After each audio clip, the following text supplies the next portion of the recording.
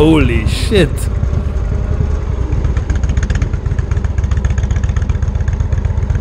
Der Hammer!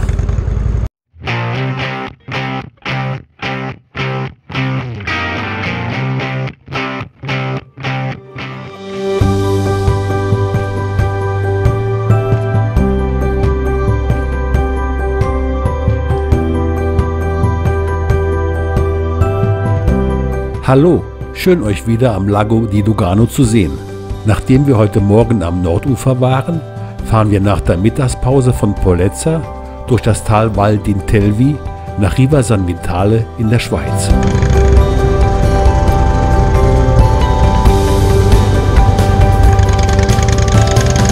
Zunächst geht's noch gemütlich am Ostufer entlang bis Osteno. Diese Strecke ist touristisch noch nicht überlaufen und trifft deswegen genau unseren Geschmack.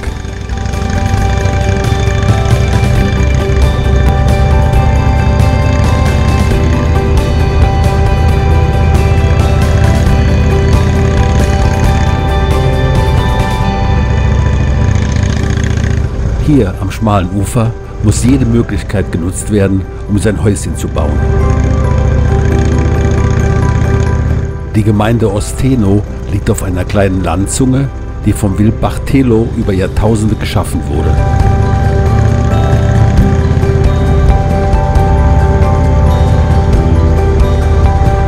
Osteno hat 600 Einwohner und besteht aus mehreren kleineren Ortsteilen.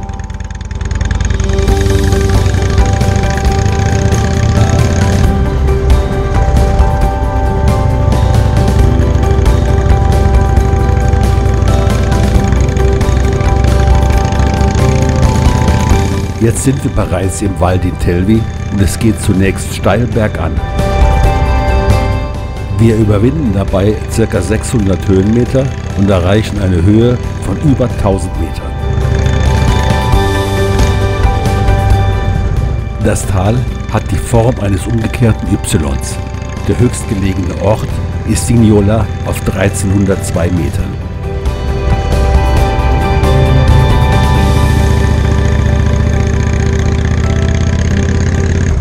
Überall sind einzelne Gemeindeteile oder Häuser zu finden, da jede freie Stelle, die genutzt werden konnte, auch genutzt wurde.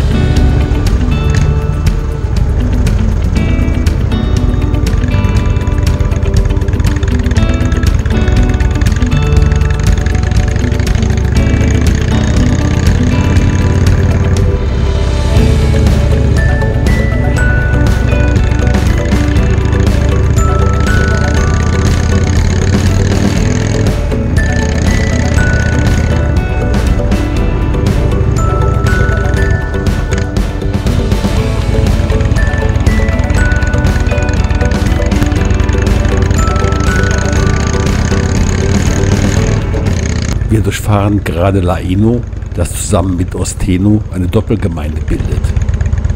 Urplötzlich können breitere Straßen zu kleinen Gässchen werden, aber das macht eben den Reiz dieser Region aus.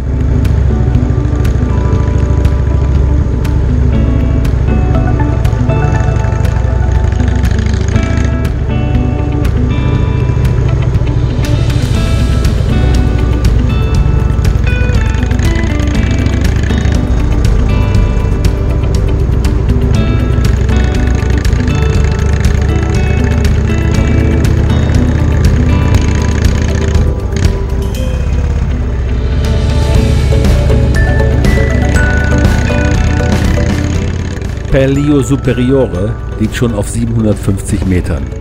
Funde aus prähistorischer Zeit zeugen davon, dass die Gegend eine lange Siedlungsgeschichte aufweist.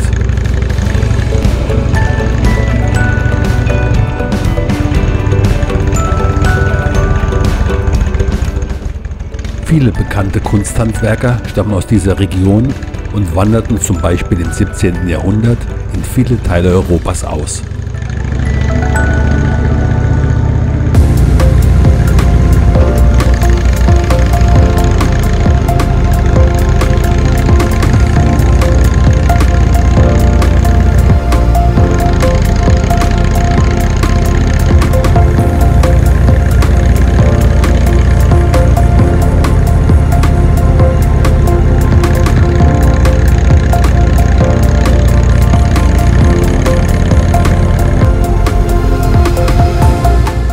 Dieser Golfclub liegt auf 1000 Meter Höhe, was im Sommer bestimmt sehr angenehm ist.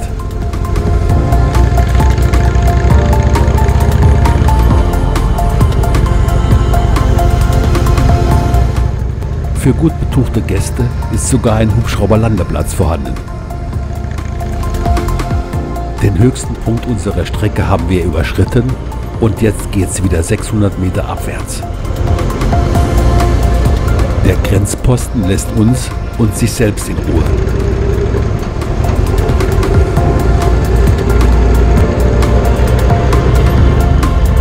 Die Grenze kann im Bedarfsfall mit Toren verschlossen werden.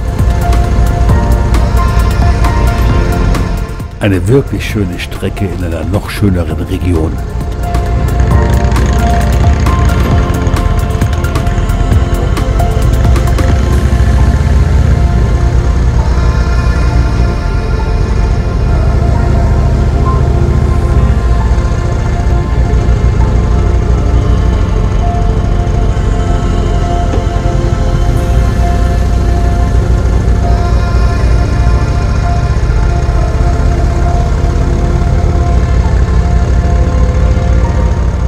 Jetzt wird es interessant.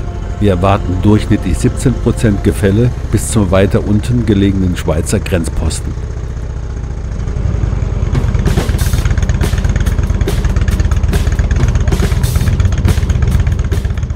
Mit Gegenverkehr muss man auch noch rechnen.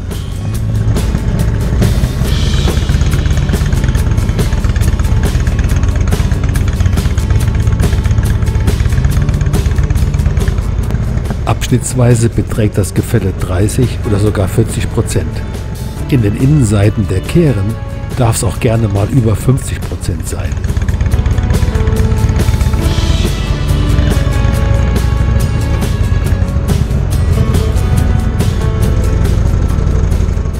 Wer hier bergauf und in den Kurveninnenseiten anhalten muss, liegt wahrscheinlich auf der Nase. Wir sind froh, dass wir bergab fahren. Ursprünglich hatte ich nämlich die Tour in Gegenrichtung geplant. Okay, dann habe ich ja alles richtig gemacht.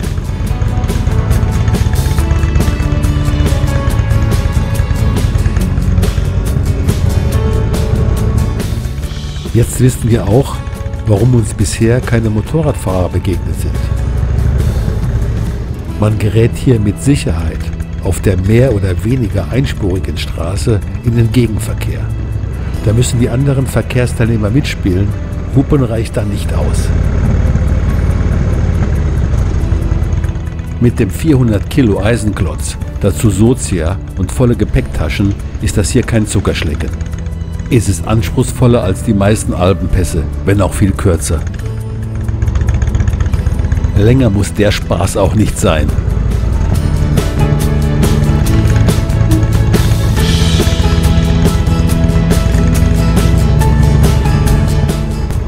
Das Befahren der Teilstrecke zwischen den Zollposten müsste eigentlich per Ampel geregelt werden. Das wäre viel sicherer. Vor lauter Anspannung haben wir sogar vergessen, Fotos zu machen. Das ist noch nie vorgekommen.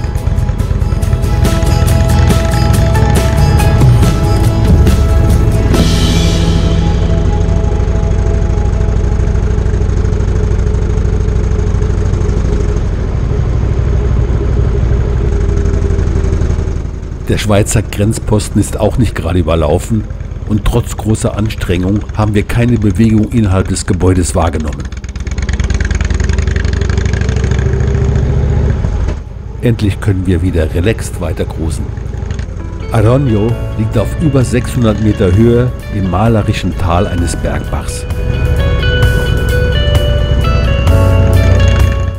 Das Dorf hat noch 1000 Einwohner und wurde im 7. Jahrhundert aufgrund der strategischen Lage zu einer befestigten Garnison ausgebaut.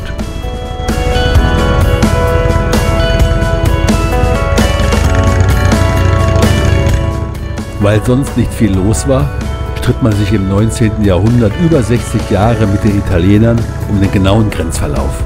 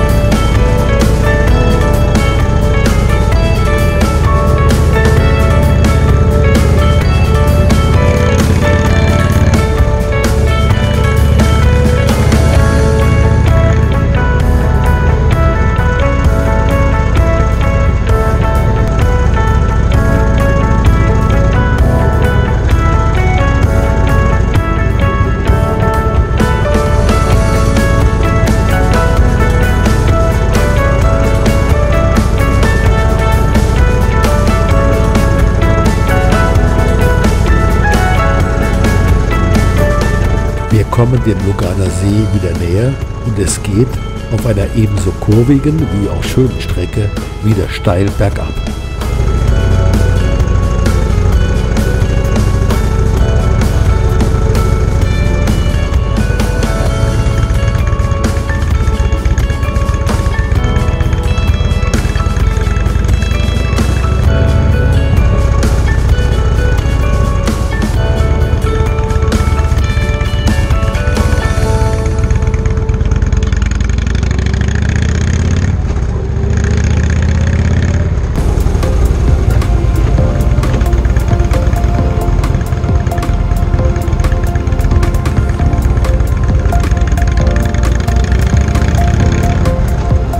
Den Teil der Route vorbei an der Autobahn 2 nach Mailand überspringen wir. In Riva San Vitale legen wir noch eine kurze Pause am Seeufer ein, bevor wir dann über Porto Ceresio zu unserer Ferienwohnung zurückfahren.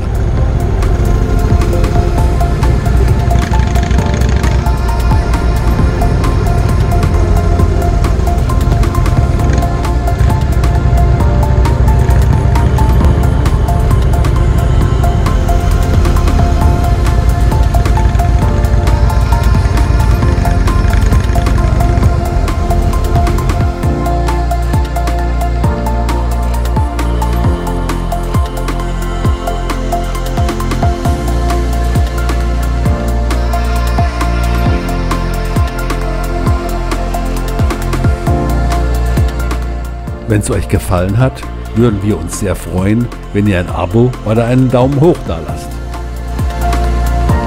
Bis zum nächsten Mal.